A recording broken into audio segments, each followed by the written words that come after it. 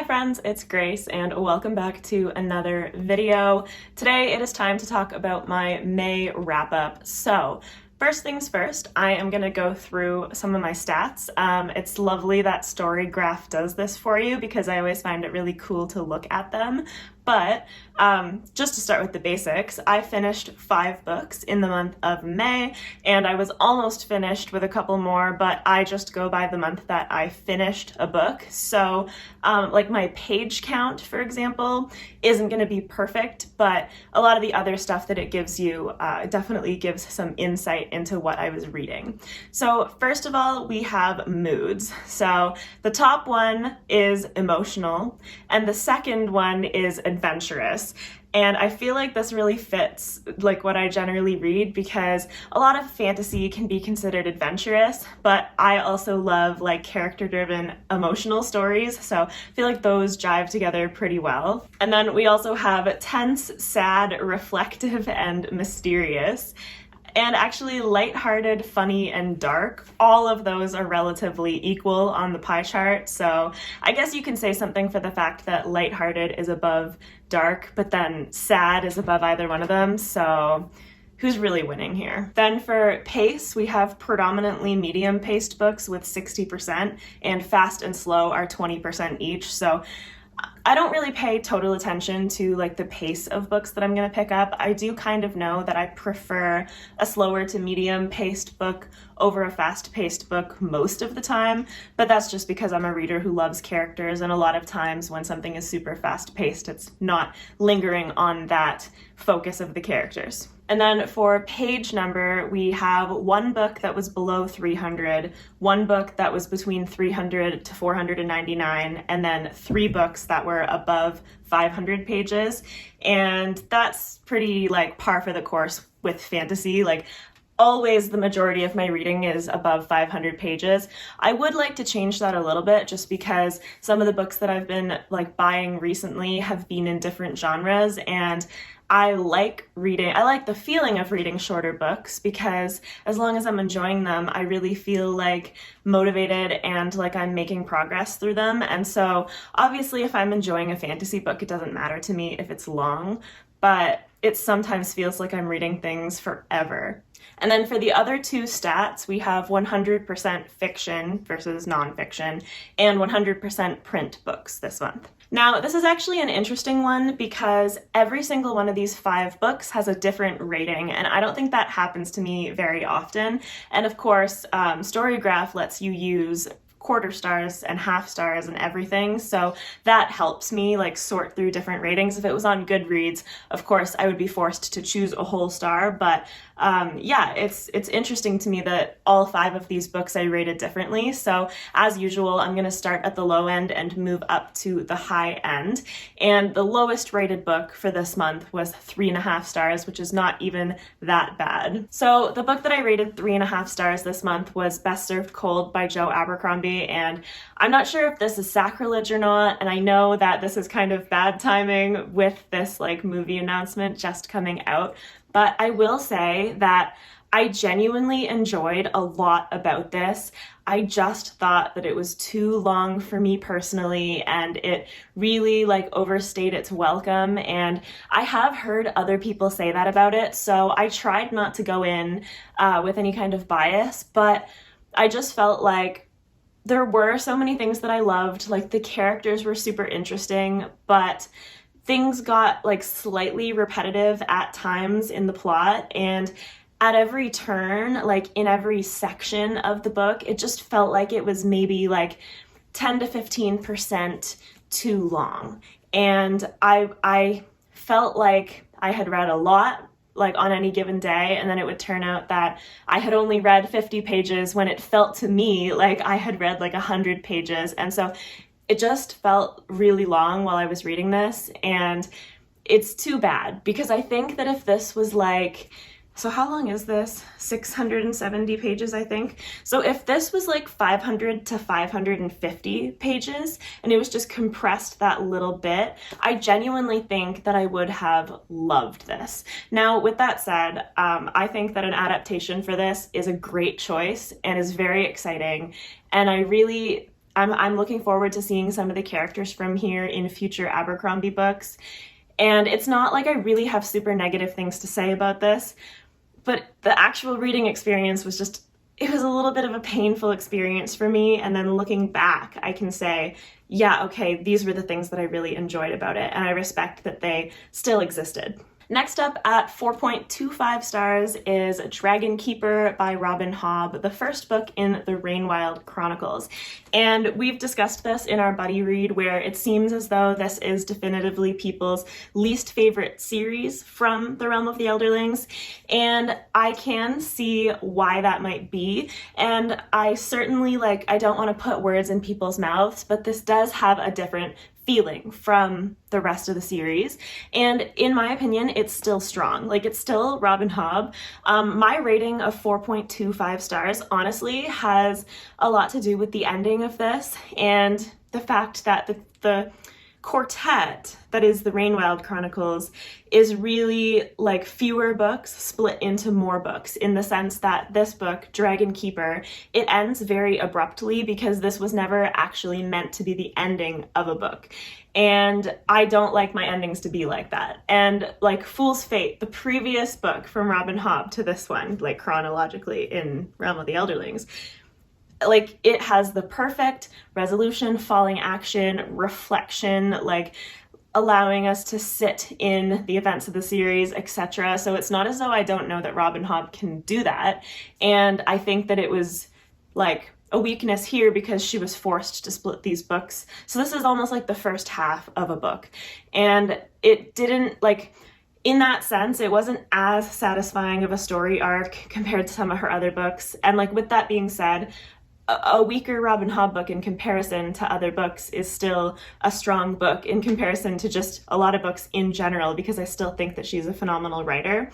But yeah, in this book, we're following Elise, a Bingtown lady, and we're following her friend Cedric, who is also the secretary to her husband, and we're following some young people from the Rainwilds, and we're also following the serpents as they cocoon and everything, and there's a lot going on, and it is very interesting, and I'm happy to be continuing in the series this month.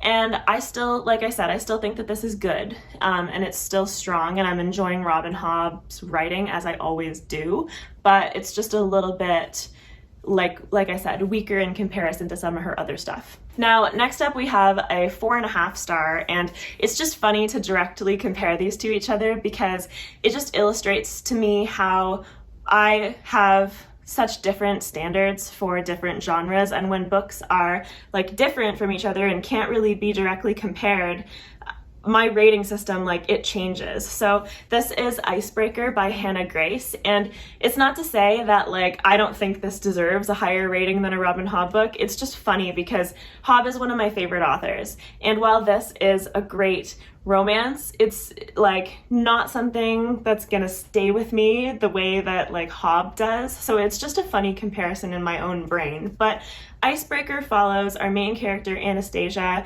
and our other arguably main character Nate Hawkins, although Anastasia is truly the main character of the book. But this is a story where something has happened to one of the ice rinks at their sports facilities at their university, and so the figure skating team is forced to share ice with the hockey team, and basically Anastasia and Nate are kind of rivals in that sense. Neither one of them are really happy with this setup, but they and their friend groups kind of get to know each other throughout the course of the story, and the story grows and progresses from there. And I was really pleasantly surprised with this because I wasn't expecting it to dive as deep into some of the things it focused on as it really did. So for example, we have Anastasia goes to therapy and does that to help her process her emotions and communicate her emotions and things, and she's really, really good at that. And we also have in here, I don't know if it's strong enough to be a trigger warning for eating disorders, but there is some of that topic dealt with here.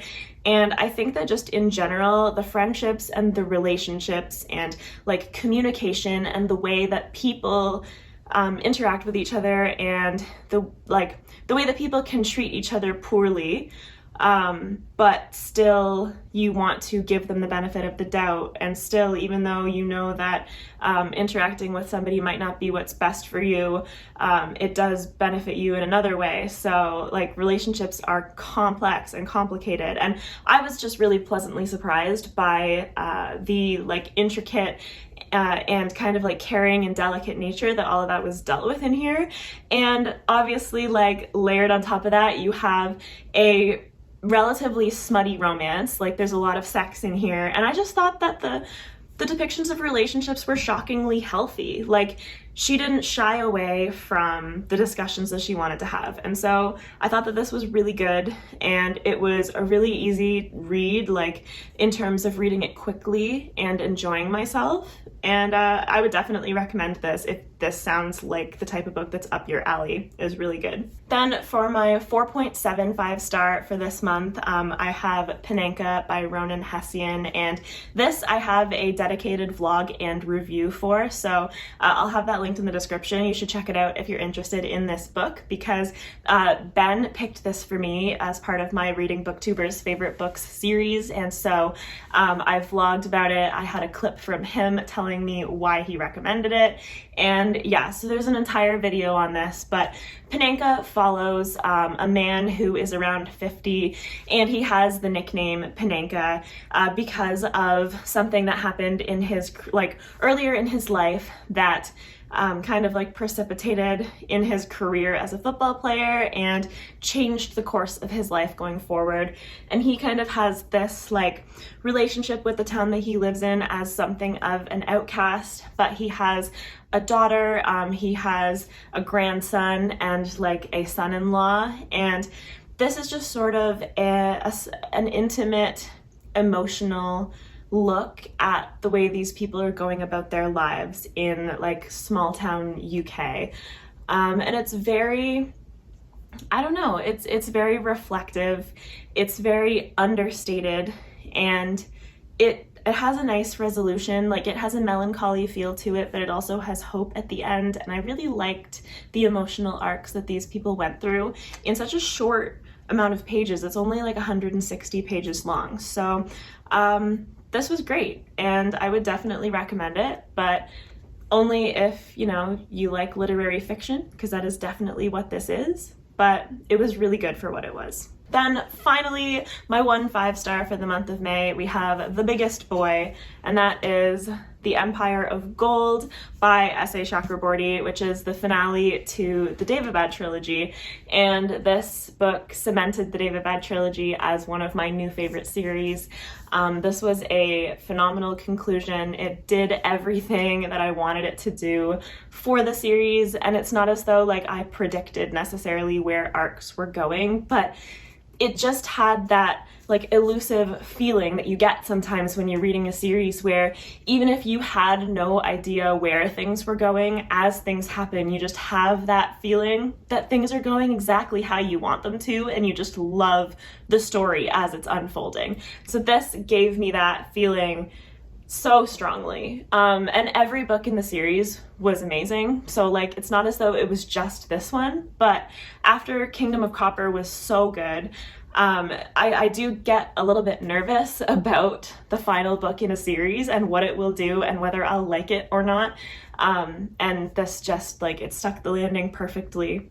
And yeah, it was great. So if you're ever wondering if you should read the Daevabad trilogy, the answer is definitely yes, you should. So that is it. Those are the 5 books that I read in the month of May. It was a very enjoyable reading month overall, and looking back, of course, I still had 3 fantasy out of 5 books, but given sort of the vibes of S.A. Chakraborty versus Joe Abercrombie versus Robin Hobb, I still feel like there's some range there, and then of course I had a romance and a literary fiction, so I'm happy with that. And they were all bringing something different to the table They were all good books and authors who I would like to continue with. Like, I would like to experience more from them. So yeah, that is it. Please like this video if you liked it. Let me know what you think down in the comments. I post new videos every Monday and Thursday, or most Mondays and Thursdays, so subscribe if you would like to see more content from me. As always, I will have my social links and Discord in the description below if you're interested in any of that stuff, and I hope you have a fantastic rest of your day. Bye!